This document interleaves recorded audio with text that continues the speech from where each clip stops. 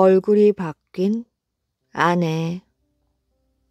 옛날 어느 마을에 주씨성을 가진 사람이 살고 있었습니다. 그는 성격이 대단히 호탕한 사내였지요.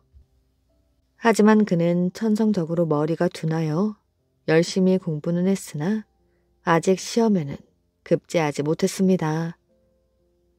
어느 날 동창들이 모여 주연을 벌였는데 친구 한 사람이 그를 향하여 농담 삼아 이야기를 하였지요. 자네는 호걸이라는 평판이 자자한데 한밤중 묘지로 가서 왼쪽 복도에 있는 판관의 초상을 걸머지고 올 수 있다면 우리들이 공동으로 부담하여 자네에게 한턱 단단히 내겠네. 이 마을에는 묘가 하나 있었는데 그 묘에는 나무로 만든 조각품이 있었지요. 그 조각품들은 마치 살아있는 것처럼 장식되어 있었습니다. 더욱이 친구가 가지고 오라고 하는 판관은 푸른빛 얼굴에 붉은 수염이 무시무시하게 돋아있는 가장 흉악한 형상이었습니다.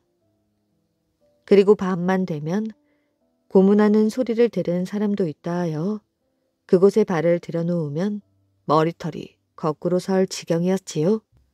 그래서 친구들은 도저히 할 수 없는 일을 시켜 주씨를 골려주려는 속셈이었습니다.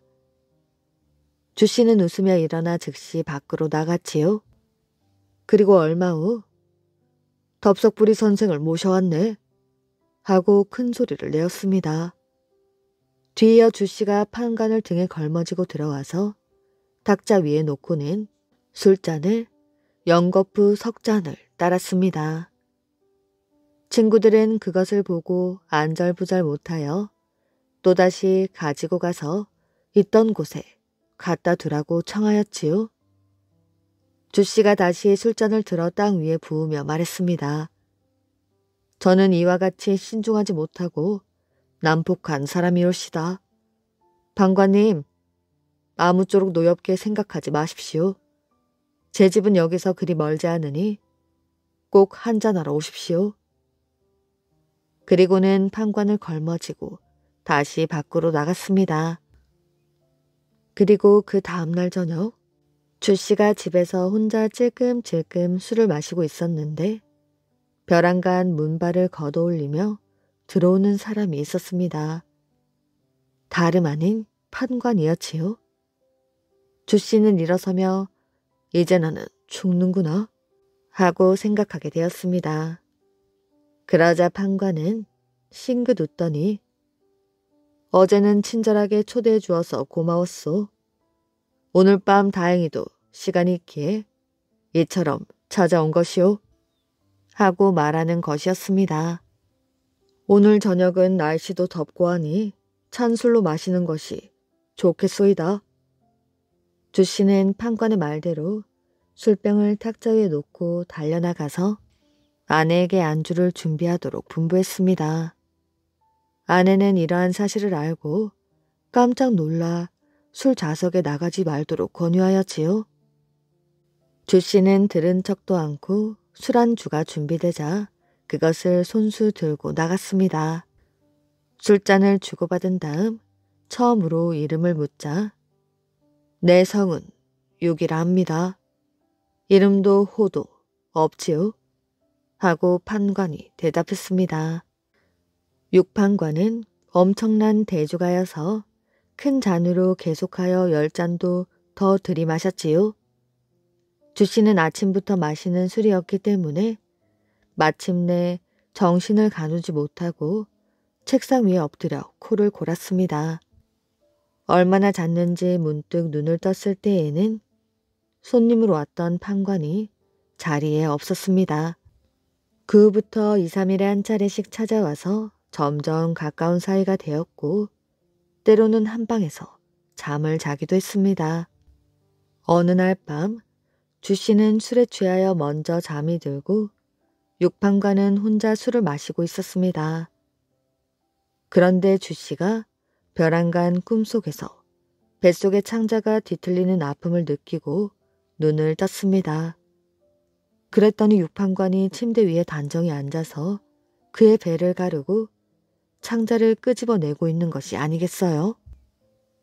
이 광경에 아무리 호탕한 주씨도 정신이 벌컥 뒤집히는 듯 놀라 소리를 질렀습니다. 지금까지 아무런 원한도 원망도 없는 줄 알았는데 어째서 내 배를 가르고 있는 것이오? 그러나 판관이 웃으며 말하였지요.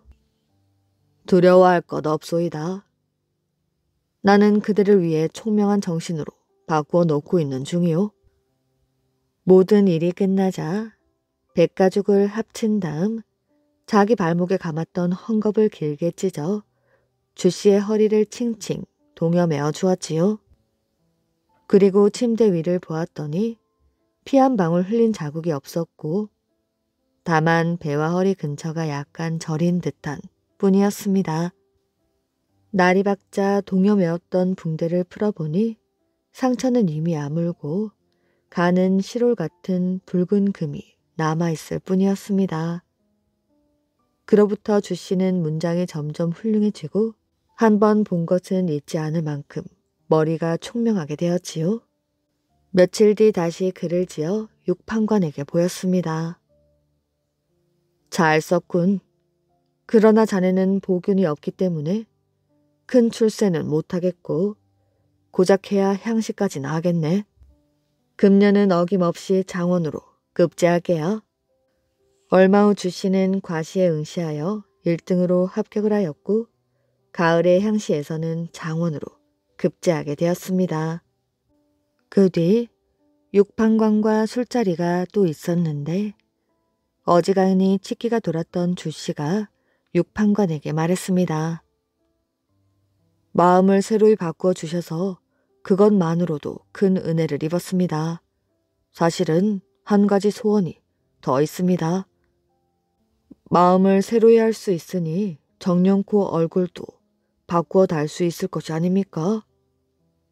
저의 아내는 다른 곳은 근사하지만 얼굴이 변변치 못합니다. 참으로 어려운 일인 줄 생각됩니다만 한 번 더 판관께서 수술해 주시기를 부탁드립니다. 가능하시겠습니까? 육판관이 웃으며 대답하였지요. 생각해둘 터이니 조금만 기다려주게. 며칠이 지나니 판관이 밤중에 찾아와서 문을 두드렸지요. 주씨가 방 안으로 맞이하고 등잔불에 비춰보니 무엇인가 품에 간직하고 온 모양이었습니다. 주씨가 그것이 무엇이냐고 묻자 육판관이 대답하였지요. 자네가 얼마 전 부탁하기에 두루 찾아보았으나 마땅한 것이 없어서 실행하지 못하고 있었는데 마침 운이 좋게도 미인이 하나 손에 들어왔네. 주씨는 판관을 침실로 안내하여 들어갔습니다. 주씨의 아내가 누워 자고 있었지요. 판관은 가지고 온 머리를 주에게 안고 있도록 하고 자기는 비수 같은 칼을 끄집어내었습니다. 그러고는 주가 안고 있던 미인의 머리를 급히 부인의 목에 가져다 대고 똑바로 붙였는지 살펴본 뒤 눌러버렸지요. 잘라버린 아내의 머리는 사람이 가까이 가지 않을 장소를 택하여 묻도록 타이르고 판관은 돌아가 버렸지요. 주씨의 아내가 눈을 떴을 때에는 어쩐지 목둘레가 약간 저린 듯하며 얼굴 근육이 굳어진 것 같은 느낌이 들었습니다. 그래서 손으로 쓸어보니 말라붙은 핏 덩어리가 떨어지는 것이었지요. 크게 놀라며 식모를 불러 따뜻한 물을 떠오도록 했습니다. 식모도 부인의 얼굴이 피투성이인 것을 보고 깜짝 놀랐지요. 세수를 하고 얼굴을 들어보니 얼굴이 전혀 달라졌기 때문에 식모는 또 한 번 깜짝 놀랐습니다. 부인도 거울을 들어 비추어 보더니 정신 빠진 사람처럼 어찌된 영문인지 몰라서 멍하게 있었지요. 남편 주씨가 들어와서 그 까닭을 자세히 말해주니 아내는 마음이 진정되어 다시 한번 거울을 자세하게 들여다보았습니다. 그림에 그린 미인처럼 참으로 아름다웠지요. 한편 오시랑이라는 사람이 있었는데 그에게는 아름다운 딸이 하나 있었습니다.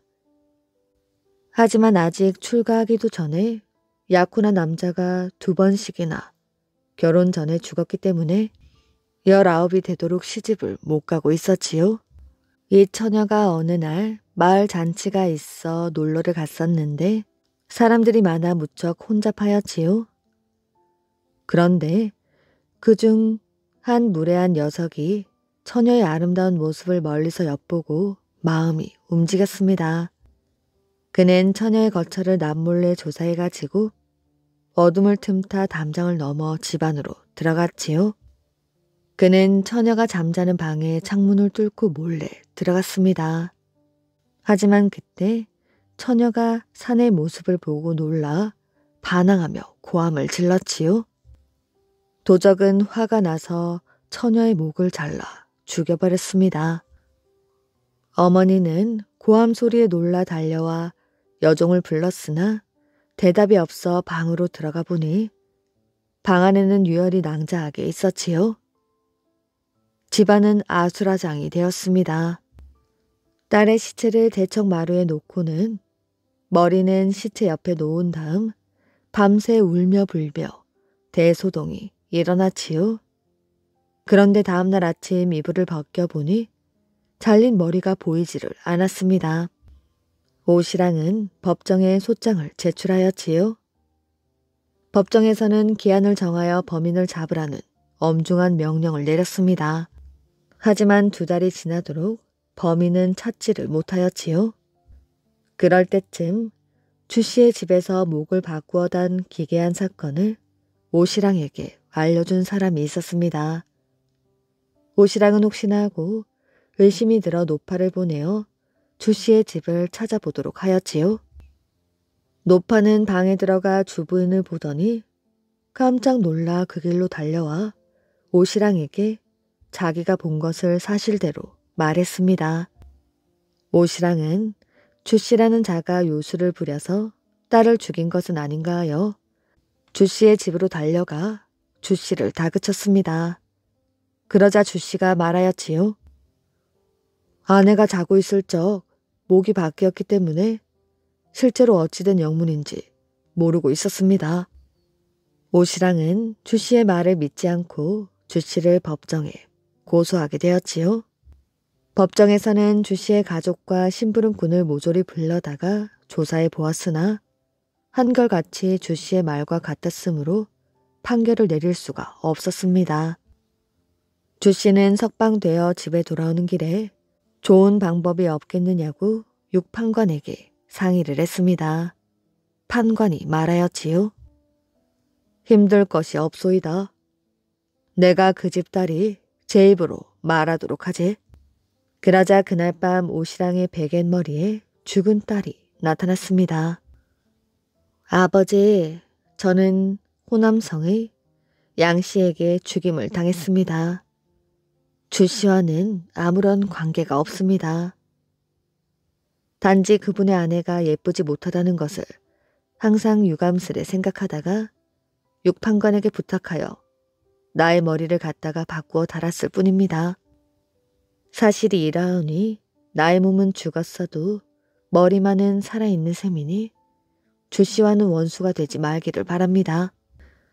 오시랑이 꿈에서 깨어나자 자기 아내에게 이야기를 했더니 오부인도 이와 같은 꿈을 꾸고 있었다고 했습니다. 그들은 이러한 사실을 법정에 제출하였지요.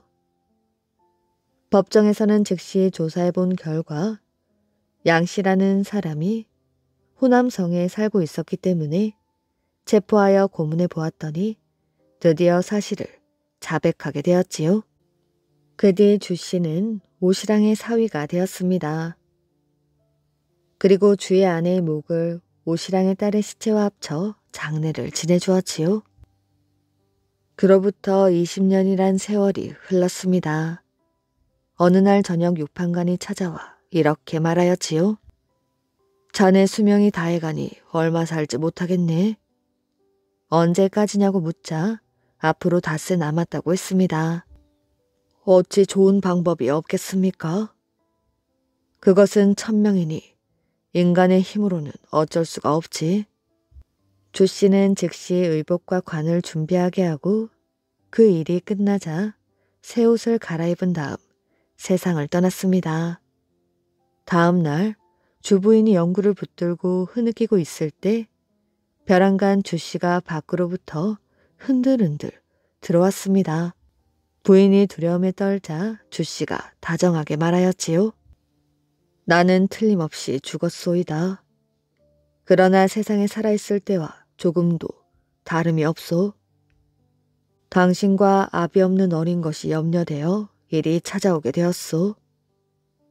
부인은 더욱 설움에 북받쳐 눈물이 가슴까지 흘러내렸습니다.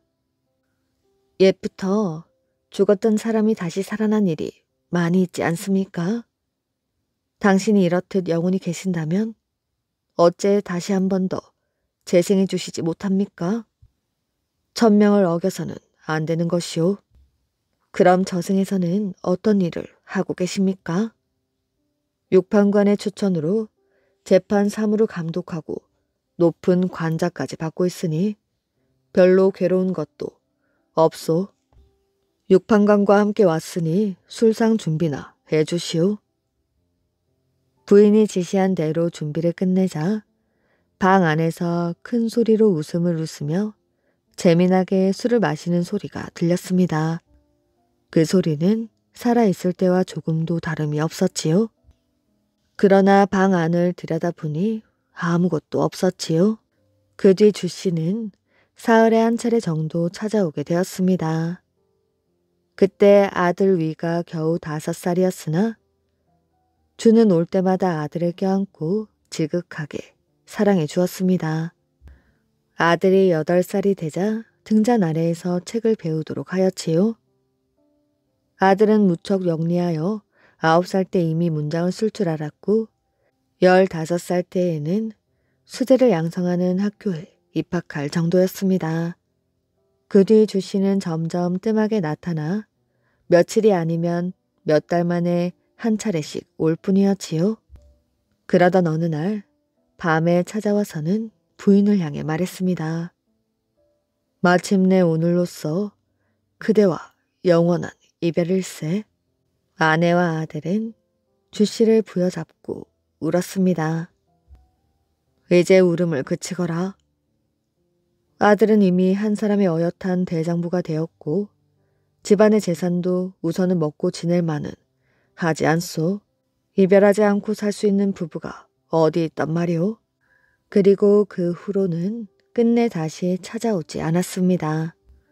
그 후 아들 위는 25세에 진사에 급제하였지요.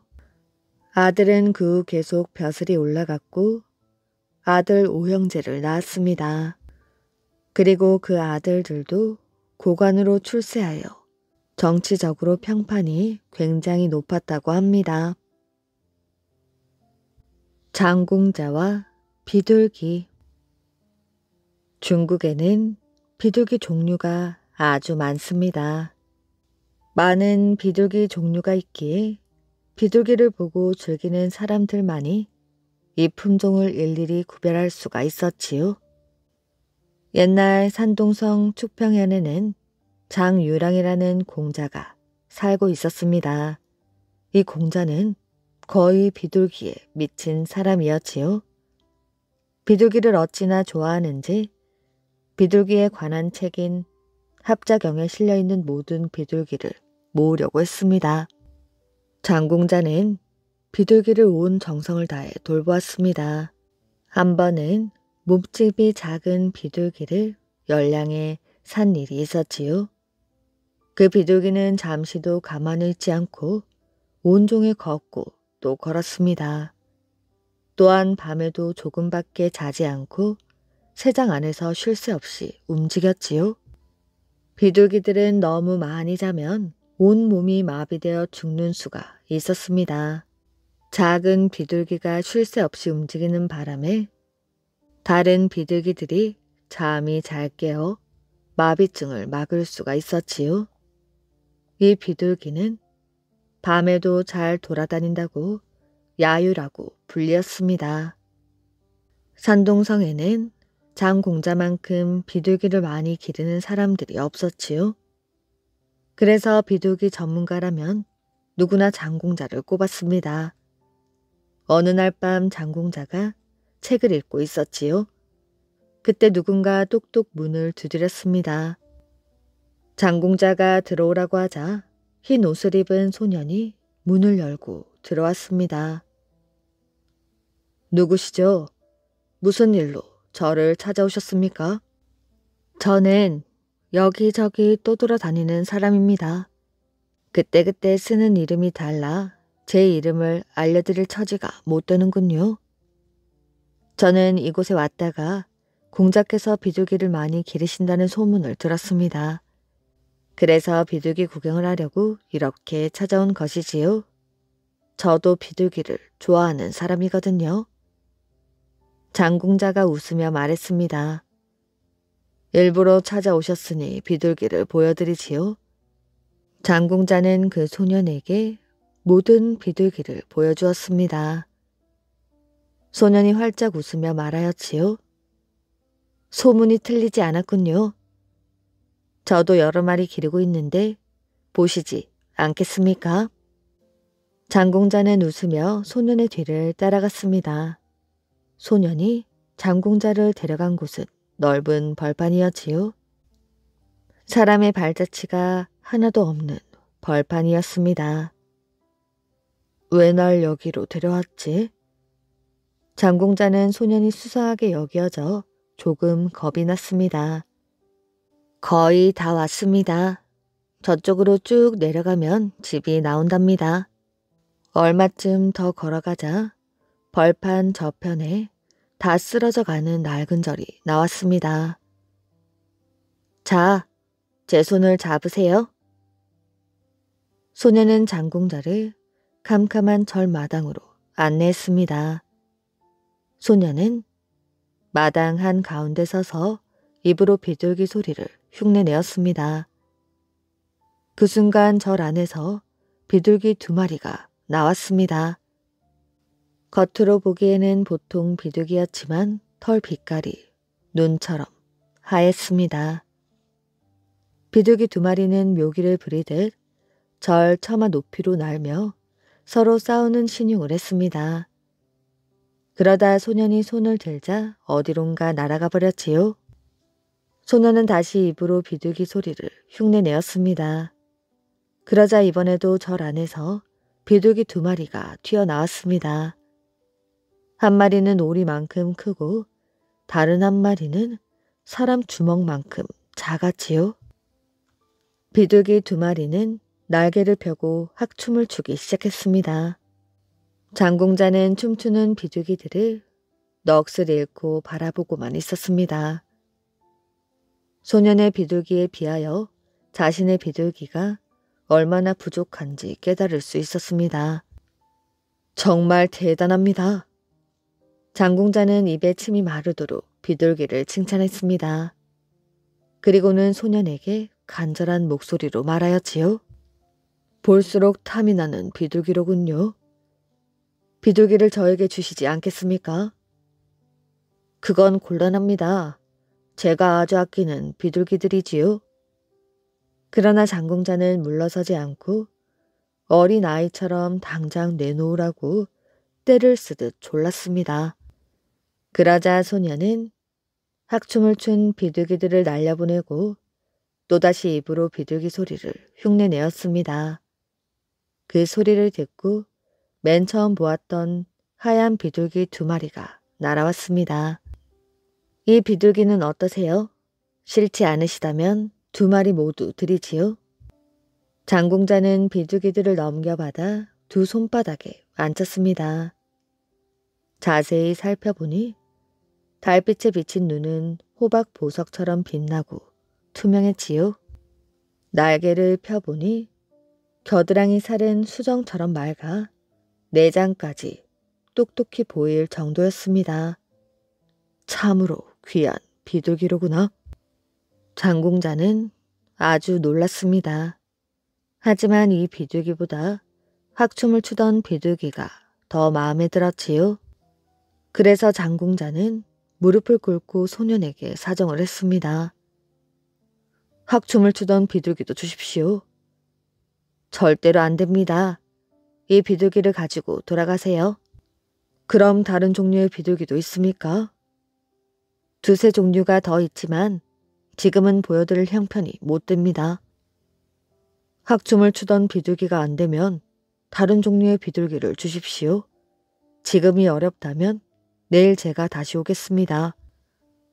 글쎄, 이 비둘기 말고는 안 된다니까요. 왜 그리 고집을 부리십니까? 장궁자와 소년이 이렇게 입씨름을 하고 있을 때 벌판 저쪽에서 횃불을 들고 다가오는 사람이 있었습니다. 장궁자 집의 하인이었지요. 장궁자가 한밤중에 사라지자 주인의 명으로 찾아 나선 것이었습니다. 하인이 절 마당으로 들어서자 소년은 갑자기 큰 비둘기로 변하여 하늘 저편으로 순식간에 날아가 버렸지요. 그와 동시에 절도 온데간데 없이 사라져 버렸습니다. 남아있는 것은 나지막한 무덤과 가지가 많은 나무 두 그루 뿐이었습니다. 장궁자는 방금 있었던 일들이 꿈만 같았습니다. 하지만 그의 두 손바닥에는 비둘기들이 얌전히 앉아 있었지요. 다음날 아침 장궁자는 두 마리 비둘기를 시험삼아 날렸습니다. 그랬더니 전날처럼 둘이서 멋진 묘기를 보여주었지요. 비둘기들이 훈련이 잘 되어 있구나. 아주 귀한 비둘기들을 얻었군.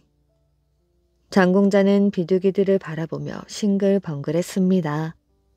그는 비둘기들을 정성스레 길렀지요. 비둘기들은 1년 뒤 암수 3쌍의 새끼들을 낳았습니다. 비둘기가 아주 예쁘네. 한 마리라도 얻을 수 있겠나? 장궁자의 친척들이나 친구들은 새끼 비둘기를 보고 이렇게 말했습니다. 그러나 장궁자는 아무에게도 비둘기를 주지 않았지요. 장궁자의 아버지 친구 가운데에는 높은 벼슬에 있는 모공이라는 사람이 있었습니다. 어느 날 장궁자가 모공을 밖에서 만났지요. 모공은 갑자기 생각난 듯 장궁자에게 물었습니다. 자네 집에 비둘기가 많지? 몇 마리나 기르고 있나? 셀 수 없을 정도로 많습니다. 장궁자는 모공과 헤어져 집으로 돌아왔습니다. 그분도 비둘기를 몹시 좋아하시나 봐. 한 마리 얻고 싶어 내게 비둘기가 많냐고 물어보신 거겠지? 아버지 친구분인데 부탁을 냉정히 거절할 수는 없잖아. 그렇다고 아무 비둘기나 드릴 수도 없고. 장궁자는 밤새도록 고민했습니다. 자기가 좋아하는 비둘기를 남에게 주자니 몹시 아깝고 가슴이 아팠지요. 할 수 없지. 장궁자는 마침내 결심을 하고 소년에게 받은 한 쌍의 하얀 비둘기를 모공에게 보냈습니다. 며칠 뒤 장궁자는 모공을 또 만나게 되었지요.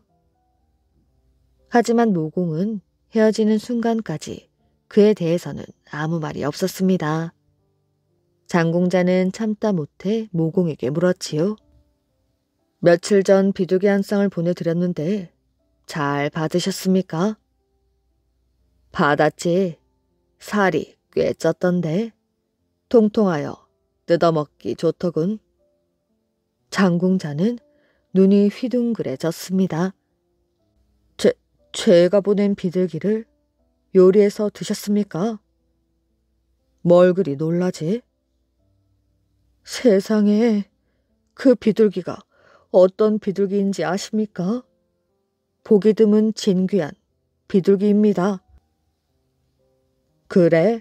내가 먹어보니 보통 비둘기와 맛은 똑같던데. 장궁자는 어처구니가 없고 원통하고 분하여 견딜 수가 없었습니다. 저런 무식한 양반에게 귀한 비둘기를 주다니.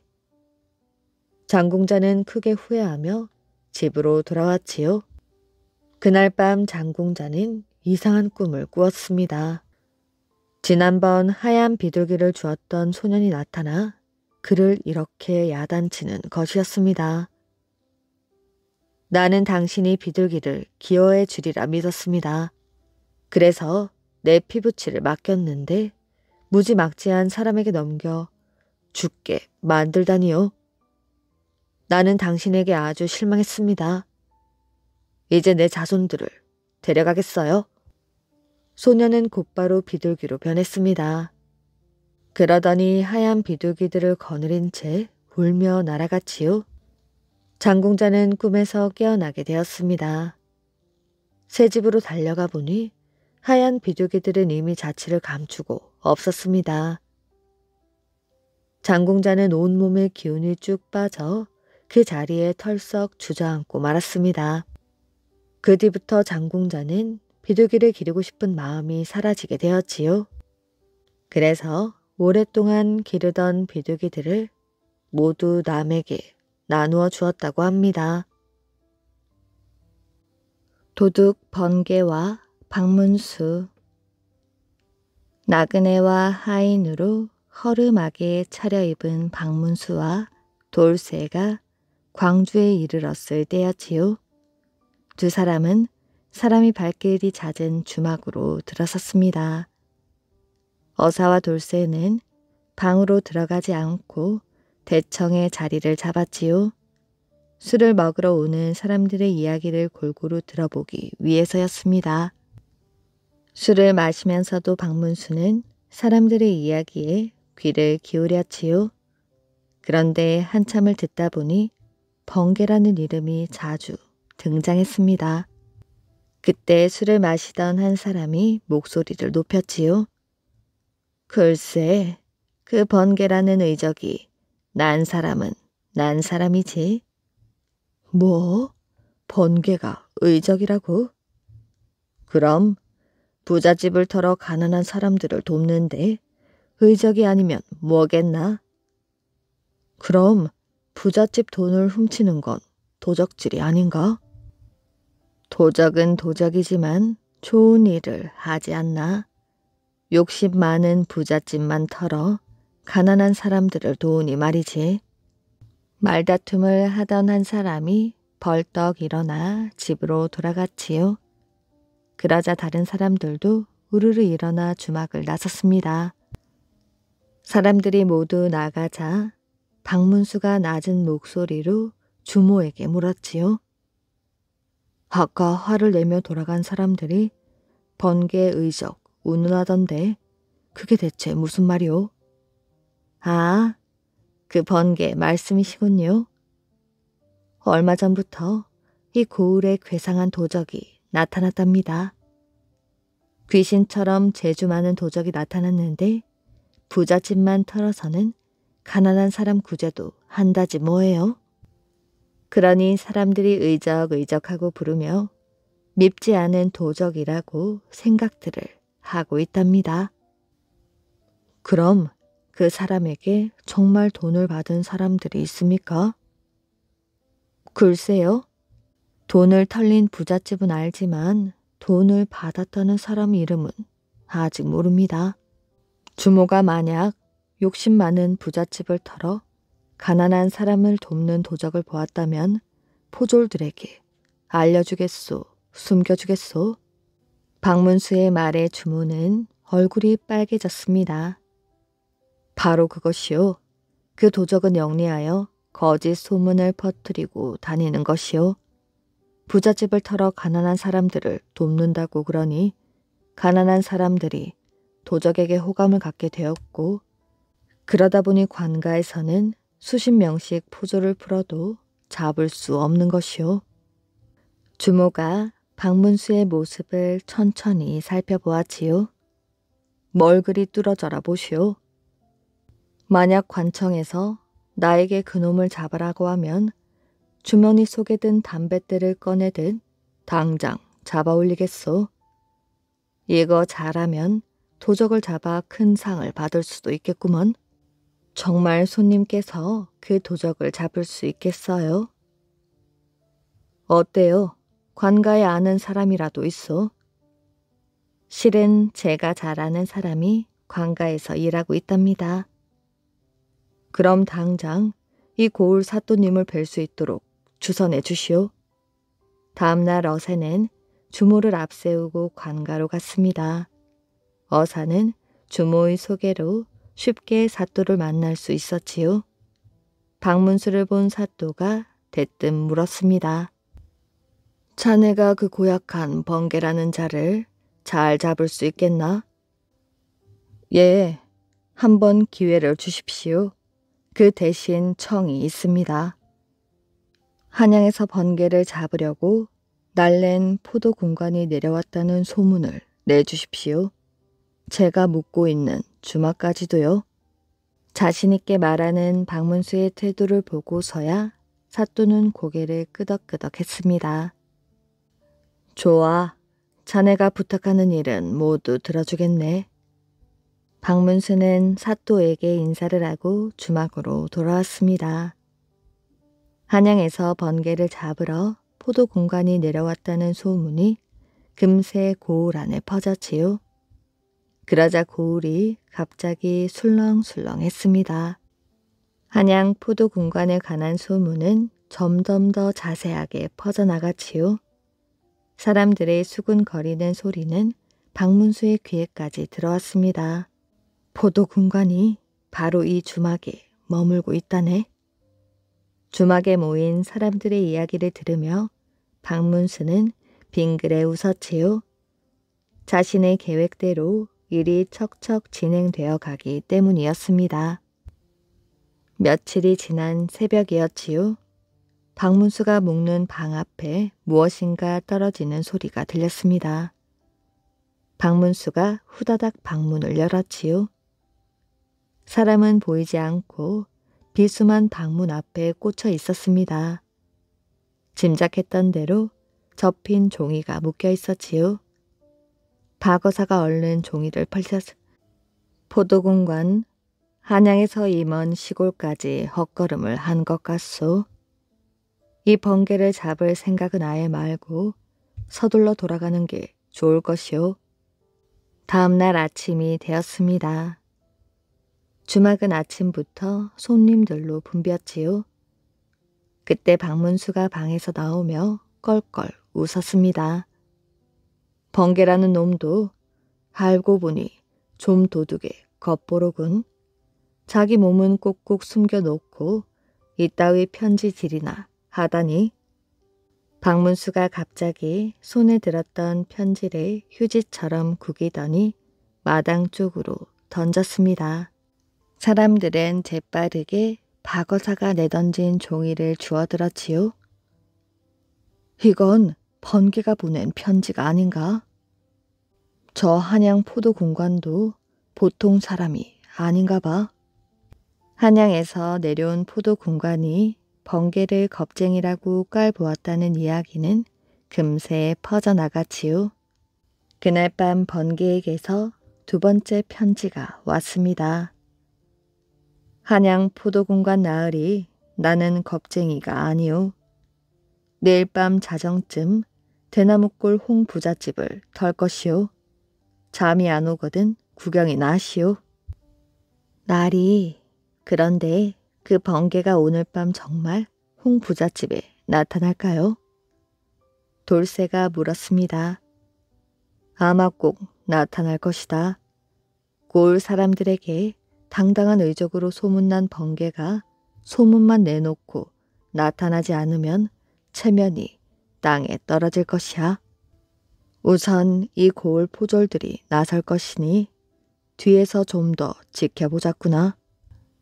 날이 밝은 뒤 대나무골 홍부잣집에 돌쇠가 나타났습니다. 박어사의 심부름으로 온 것이지요. 저는 한양에서 번개를 잡으러 내려오신 포도공관의 심부름꾼 돌쇠입니다. 포도공관의 심부름꾼이라면 우리 집에 올 필요가 없을 텐데. 홍부자가 거만하게 말하였지요. 오늘 밤 번개가 이 집에 나타난다는 정갈입니다. 뭐? 번개가? 거만하던 홍부자는 얼굴이 새하얗게 변하였지요. 여봐라, 어서 관가에 알려 포졸들을 불러오너라. 대문을 굳게 잠그거라. 여봐라, 일하는 아이들을 모두 불러 몽둥이를 들고 집 안팎을 지키게 하라. 주인 하인할 것 없이 이리 뛰고 저리 뛰니 집안은 온통 벌집을 쑤셔 놓은 듯 부산했습니다. 관청에서 창과 칼을 든 포졸들이 허둥지둥 달려왔지요. 날이 어둡기도 전에 홍 부잔의 집은 벌써 포졸들로 빙 둘러싸였습니다. 앞문을 단단히 잠가라. 뒷문도 단단히 잠그고 포졸들은 단단히 지키고 있겠지. 날이 집 안팎을 포졸들이 겹겹이 둘러싸고 있습니다. 멀리서 이 모습을 지켜보던 박문수가 빙그레 웃었습니다. 그러자 옆에 있던 돌쇠가 물었지요. 저렇게 단단히 지키고 있는데도 번개가 나타날까요? 나타날 테지. 사방이 어둠이 깔리고 세상이 깊이 잠에 빠져들기 시작했습니다. 하지만 홍부잣집 사람들은 잠이 들지 못하였지요. 박어사와 돌쇠도 어두운 나무 숲에서 홍부잣집을 지켜보고 있었습니다. 그렇지만 번개는 좀처럼 나타나지 않았지요. 포졸들과 일꾼들이 긴장을 풀고 하품을 할 때 어디선가 외치는 소리가 들렸습니다. 번개가 송부잣집에 나타났다. 뭐? 송부잣집? 송부잣집은 홍부잣집 바로 언덕 너머에 있는 집이었지요. 한껏 기대를 걸고 있던 포졸들이 송부잣집 쪽으로 후다닥 뛰기 시작했습니다. 네, 그럴 줄 알았지. 송부잣집 쪽으로 뛰면서 포졸들이 아는 체를 하였지요. 포졸들은 한 발이라도 더 앞서려고 죽을 힘을 다해 뛰었습니다. 포졸들이 송부잣집 쪽으로 뛰니 홍부잣집 일군들도 구경거리나 만난 듯 송부잣집 쪽으로 뛰었지요. 모든 사람들이 송부잣집 쪽으로 뛰고 있는데도 나무숲에 지켜보는 박어사는 꼼짝도 하지 않았습니다. 참다 못한 돌쇠가 말하였지요. 딸이, 우리도 송부잣집 쪽으로 가야 하는 것이 아니겠습니까? 그렇지만 박어사는 아무 말도 하지 않았습니다. 잠자코 있던 박어사가 말하였지요. 우린 홍부잣집이나 둘러보자꾸나. 박어사가 어슬렁 홍부잣집 쪽으로 향했습니다. 돌쇠도 할 수 없이 어사 뒤를 따랐지요. 한편 앞다투어 송부잣집까지 달려온 포졸들은 이상한 생각이 들었습니다. 송부잣집이 너무도 조용했기 때문이었지요. 나이든 포졸 하나가 송부잣집 대문을 탕탕 두드렸습니다. 포졸이요, 문을 좀 열어보시오. 포졸이요? 자고 있던 하인이 커다란 대문을 열었습니다. 이 집에 번개가 나타나지 않았느냐? 번개요?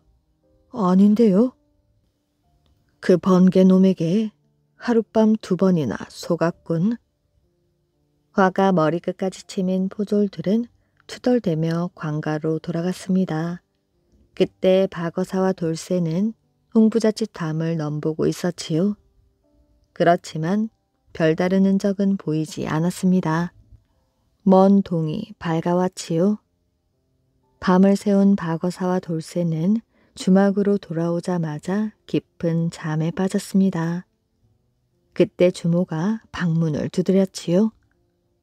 포도군간 날이 번개가 홍부잣집에서 돈을 몽땅 털어갔다고 합니다. 박어사가 후다닥 일어났습니다. 다음날 아침 고우라는 온통 번개 이야기로 시끌벅적하였지요. 포졸들이 지키고 있던 홍부잣집을 번개가 하늘을 날아 들어갔다는 것이었습니다. 어떤 사람들은 포졸들과 한양 포도군관을 꽁꽁 묶어놓고 홍부자의 돈을 빼앗아 갔다고도 했습니다. 송 부잣집에 번개가 나타났다고 맨 처음 말한 놈이 바로 번개였지. 그놈은 포졸들이 모두 송 부잣집으로 달려간 뒤 텅 빈 홍부잣집 담을 유유히 넘어 들어간 게야. 그때 홍부잣집 담장 안으로 뛰어 들어가 보는 건데. 그런데 이제 일은 더 쉽게 되었다. 한번 성공한 번개가 이젠 우리를 아주 얕잡아 볼 테니 어쩜 더 대담하게 제 모습을 드러낼지도 모른다. 박어사의 짐작대로였습니다. 번개 행동이 더 대담해진 것이었지요. 며칠이 지난 뒤 번개에게서 또 편지 한 장이 날아들었습니다. 이번에는 송 부잣집에 정말 나타난다는 것이었지요. 그런데 이번에도 박어사와 돌쇠는 번개보다 한 발 뒤지고 말았습니다. 어사와 돌쇠가 송 부잣집에 닿았을 때에는 번개가 박어사와 돌쇠가 보는 앞에서 후다닥 달아나고 있었지요. 박어사와 돌쇠는 번개가 사라진 골목을 천천히 살펴보았습니다. 이상하다. 이곳은 막다른 골목인데. 번개가 사라진 골목은 세 집의 담장으로 막혀 있었지요. 두 집 담은 낡은 기와를 얹었고 또 다른 담은 토담이었습니다. 이쪽 토담이 수상하구나. 박어사는 토담 안쪽에 있는 세 집을 차례차례 조사해 보기로 했습니다. 돌쇠야, 네가 한 집씩 차례차례 주인을 불러내 보아라. 돌쇠가 첫 번째 집 주인을 불러내었지요. 더듬거리며 나온 사람은 장님이었습니다. 누구를 찾으시나요? 이분은 한양에서 온 포도군관이요. 그런데 당신은 장님인 모양인데 무얼해서 먹고 사시오? 예, 저는 남의 점이나 쳐주고 근근히 살아갑니다. 장님의 말을 들은 박어사가 말하였지요. 조금 전 번개라는 도적이 이쪽으로 뛰어왔는데 무슨 소리를 못 들었소? 예, 저는 아무 소리도 못 들었는데요. 쿵쿵거리는 발자국 소리가 골목 밖에까지 들렸는데 전 잠기가 워낙 어두워서. 두 번째 집에서는 젊은 부인과 여종이 살고 있었지요. 실례지만 어째 젊은 부인이 혼자 사시나요? 전 기생이었습니다. 그래서 떳떳이 결혼도 못하고 몸종 하나를 거느리고 있습니다. 박어사와 돌쇠는 알겠다고 대답을 하고 얼른 세 번째 집으로 가보았습니다. 그 집에는 남강 선생이라는 할아버지와 할머니가 살고 있었지요. 남강 선생은 환갑을 넘긴 할아버지로 귀가 잘 들리지 않는다고 했습니다. 머리에는 귀 밑까지 내려오는 번거지를 쓰고 있었지요. 남강 선생의 집을 나올 때 박어사가 갑자기 돌쇠의 발을 꽉 밟았습니다. 돌쇠가 으악하며 버럭 소리를 질렀지요. 깜짝 놀란 할머니가 눈을 동그랗게 뜨고 내다보았습니다. 그렇지만 남강 선생은 멍하니 딴 곳만 바라보고 있었지요. 돌아오며 박어사가 말했습니다. 이 세 집 중 한 곳에 분명 번개가 숨어든 것 같은데. 다음 날 아침 잠에서 깨어보니 번개의 세 번째 편지가 방문 앞에 떨어져 있었습니다. 이 번개를 잡겠다고 큰 소리를 치더니 헛수고만 많구려. 당신은 바로 내 옆을 스쳐 지나가면서도 이 번개를 알아보지 못하니 얼마나 우스운 일이오. 저녁을 먹은 뒤 박어사가 말했습니다. 토담 안쪽의 새 집이 아무래도 수상하구나. 다시 한번 가서 살펴봐야겠다. 박어사와 돌쇠는 번개가 사라졌던 막다른 골목 근처에 몸을 숨겼지요. 사람들이 다니기 꺼리는 길을 스스럼 없이 다니는 자는 수상한 자일 테니 이 골목에서 나오는 자는 무조건 체포하도록 해라. 바로 그때 어둠 속에서 불이 깜빡깜빡하더니 검은 그림자 하나가 나타났습니다. 검은 그림자가 점점 더 다가왔지요. 돌쇠가 비옷처럼 몸을 날렸습니다. 꼼짝 마라, 니놈이 번개지. 돌쇠가 사나이를 꽁꽁 묶으며 소리쳤습니다. 아니요, 보다시피 저는 장님입니다. 자세히 보니 토담 안쪽 첫 번째 집에 살던 장님이었지요. 아무튼 관가로 가자. 두 사람은 장님을 묶어 관가로 끌고 갔습니다. 장님은 사또 앞에 꿇어 앉았지요. 그대는 장님이 아니다. 다 알고 있으니 어서 네 정체를 밝혀라. 그러자 장님이 갑자기 입을 다물었습니다. 어서 바른 대로 실토하지 못할까? 사또의 무서운 후령에 장님이 겨우 더듬더듬 말하였지요. 보다시피 저는 장님 점쟁이입니다. 장님이 아닌 것은 사실입니다. 그렇지만 제가 장님인 척 하는 것은 번개이기 때문이 아니라 점쟁이 노릇을 하기 위해서입니다. 이건 정말입니다. 장님 흉내를 내는 점쟁이는 자기는 번개가 아니라며 계속 소리쳤습니다. 박어사는 점쟁이를 관가에 오게 가두고 돌아왔지요. 그런데 집에 돌아와 보니 번개의 편지가 기다리고 있었습니다. 어리석은 포도 군관이여, 더 이상 웃음거리가 되지 말고 어서 한양으로 돌아가도록 하시오. 편지를 읽던 박어사가 갑자기 소리쳤습니다. 바로 그놈이 번개야? 돌쇠가 깜짝 놀랐지요. 돌쇠야, 어서 따라오거라. 박어사가 달려온 곳은 토담 안에 있는 기생의 집이었지요. 기생의 집 대문 안에 들어서니 기생의 신발과 나란히 남자의 신발도 있었습니다. 바로 저 신발의 임자가 번개일 것이야. 돌쇠야, 너는 방 안에 있는 자를 무조건 체포하도록 해라. 박어사와 돌쇠가 조심조심 방문 앞에 이르렀지요. 박어사가 방문을 활짝 열었습니다.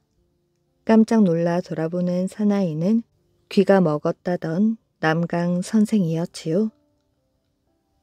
사태를 짐작한 남강 선생이 칼을 빼어 들었습니다. 그러나 돌쇠가 남강 선생의 손목을 쳐서 칼을 떨어뜨렸지요. 순식간에 돌쇠가 오라로 남강 선생을 꽁꽁 묶어버렸습니다. 귀가 먹었다더니 잘도 듣는구나. 우선 이 번거지부터 벗겨봐라. 돌쇠가 남강 선생이 썼던 번거지를 벗겼지요. 박어사와 돌쇠는 깜짝 놀랐습니다. 환갑이 넘었다던 남강 선생의 얼굴은 뜻밖에도 40에 갓 넘긴 것처럼 보였지요. 40대 얼굴에 번거지를 써서 환갑이 넘은 노인으로 교묘하게 위장한 것이었지요. 남강 선생은 곧 사또 앞으로 끌려가게 되었지요. 사또가 박어사에게 물었습니다. 이자가 번개인지 어찌 알았소? 장님이나 남강 선생 둘 중 한 사람이 번개일 것이라고 처음부터 의심했습니다. 게다가 남강 선생의 번거지 밑으로 드러난 귀를 보니 귀 속에 언뜻 하얀 것이 보였지요. 그건 귀머거리 노릇을 하려고 일부러 넣은 촛농이었습니다. 그것 말고 또 있습니다. 기생의 집에 남강 선생과 다른 젊은 사내가 번갈아 들락거린다고 마을 사람들이 귀뜸해 주었지요. 그래서 저는 남강 선생이 변장하여 두 사람처럼 보이게 한 것이 틀림없다고 생각했습니다. 사또를 비롯한 모든 사람들이 고개를 끄덕끄덕했습니다.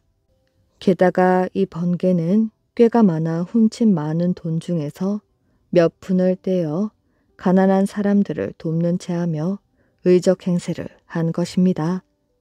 그래서 사람들은 어쩌다 번개가 나타나도 아무도 신고하려 하지 않고 오히려 도와주려 했던 것이지요.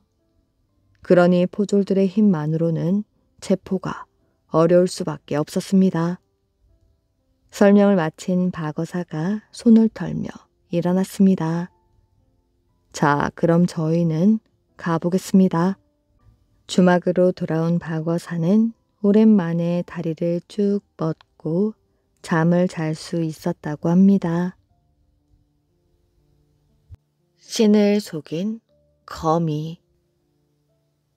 아난시는 서아프리카의 최고 영웅이었습니다.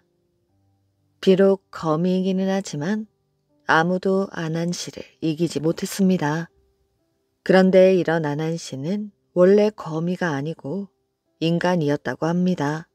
아난시가 살던 곳에는 크고 멋진 암양을 가진 왕이 살고 있었지요. 왕은 양을 너무나 좋아하여 양에게 손을 대는 사람은 무조건 사형에 처하겠다고 말했습니다. 그때 아난시는 옥수수를 재배하며 살고 있었습니다. 그러던 어느 날이었지요. 아난시는 옥수수가 잘 익었는지 살펴보기 위해 밭에 나갔다가 깜짝 놀랐습니다.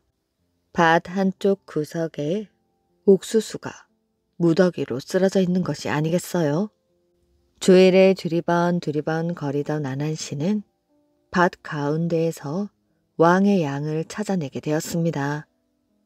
왕은 그때까지도 옥수수를 먹고 있었지요. 애써 키운 옥수수 농사를 모두 망쳐버린 것이었습니다. 순간 화가 치민 아난시는 돌을 던져 양을 죽였습니다. 얼마 뒤 아난시는 양을 죽이면 사형에 처하겠다는 왕의 말이 생각이 났습니다. 이제 어쩌지? 그때 머리 위에서 나무 열매가 떨어졌지요. 아난시는 무심코 열매를 주워 먹었습니다. 그러자 다시 열매 하나가 머리 위로 떨어졌지요. 아난시는 열매를 주려다가 갑자기 이런 생각이 떠올랐습니다. 아난시는 양을 나무 위에 걸어놓고 거미 친구를 찾아가게 되었지요. 아난시는 거미 친구에게 나무 열매를 보여주고 함께 열매를 따러 가자고 했습니다. 네가 나무를 흔들어.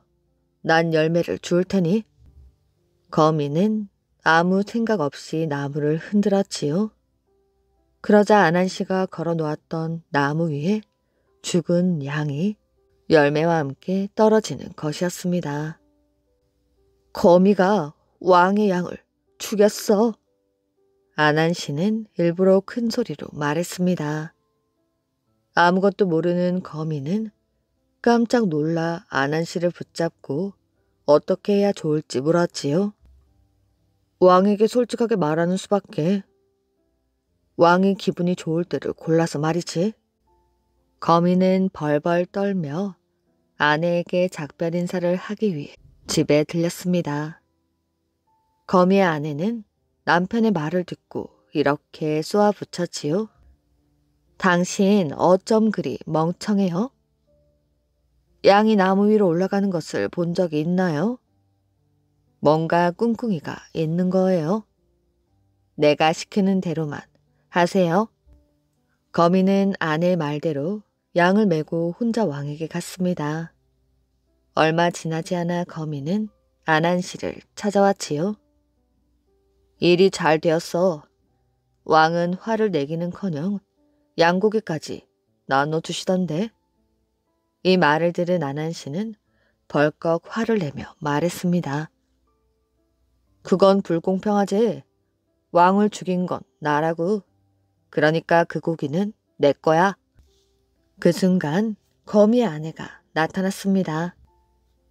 거미의 아내는 아난시를 잡아 왕의 앞으로 끌고 가서 사실을 말했습니다.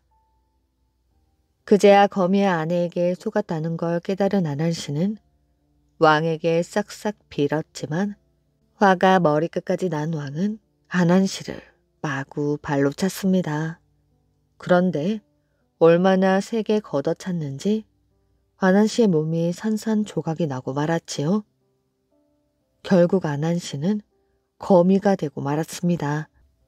인간인 안한 씨는 친구 거미를 속이려다가 오히려 자기가 속아 거미가 되고 말았지만 거미가 된 안한 씨는 더 이상 속지 않았습니다. 많은 동물들이 안한 씨에게 속았지요.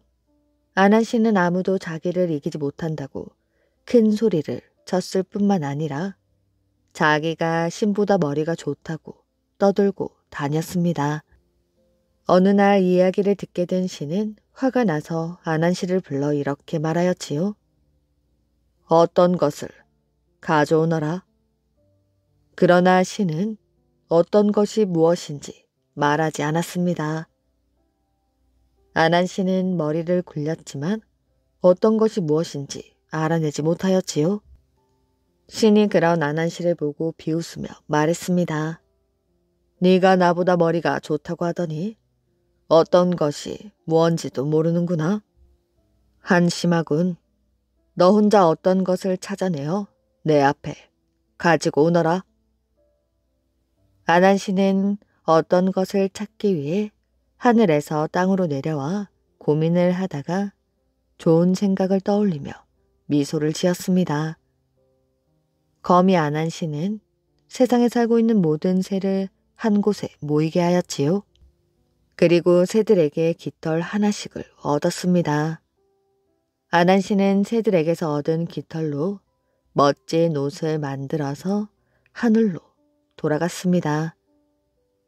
안한 씨는 깃털로 만든 멋진 옷을 입고 신이 살고 있는 집의 맞은편에 서 있는 나무 위로 올라가 앉았지요. 물론 얼굴은 완전히 가리고 말이지요. 얼마 뒤 신이 밖으로 나왔다가 아주 이상한 새 한 마리를 보았습니다. 새는 화려한 깃털을 가진 매우 아름다운 새였지요. 신은 하늘에 사는 사람들을 한 곳에 모아서 새의 이름이 무엇인지 아느냐고 물었지만 모두 고개를 저었습니다. 혹시 안한 씨는 알지 모릅니다. 누군가가 말하였지요. 아니 된다. 안한 씨는 내가 시킨 것을 찾으러 가서 여기에 없어. 하늘에 사는 사람들은 신이 안한 씨에게 시킨 일이 무엇인지 무척 궁금해했습니다. 안한 씨 그 녀석이 하도 잘난 척을 하기에 어떤 것을 찾아오라 시켰거든. 그 어떤 것이란 무엇인가요? 신은 잠깐 망설이다 대답했습니다. 해와 달과 암흑이지. 아무리 똑똑한 안한 씨라도 이번만큼은 문제를 풀지 못하겠다고 모두들 중얼거렸습니다. 한편 나무에 앉아있던 안한 씨는 신과 사람들이 뿔뿔이 흩어지자 얼른 나무에서 내려와 아름다운 옷을 벗어던지고 해와 달과 암흑을 찾으러 떠났지요. 며칠 뒤 거미 안한 씨는 해와 달과 암흑을 자루에 담아 신 앞에 나타났습니다. 안한 씨는 자루에서 암흑을 꺼내었지요. 세상은 캄캄해져 아무것도 보이지 않았습니다. 이번에는 달을 꺼내었지요. 세상이 희미하게 보였습니다. 그 다음으로 해를 꺼냈습니다. 갑자기 환한 빛이 나타났기 때문에 가까이 있던 사람들은 그만 눈이 멀고 말았습니다. 안한 씨는 그 누구보다도 속임수에 뛰어났던 것이었지요. 이야기 재미있게 잘 들으셨나요? 오늘의 이야기는 여기까지입니다. 오늘도 이야기를 들어주셔서 정말 감사합니다. 오늘도 편안한 밤 되시길 바랍니다.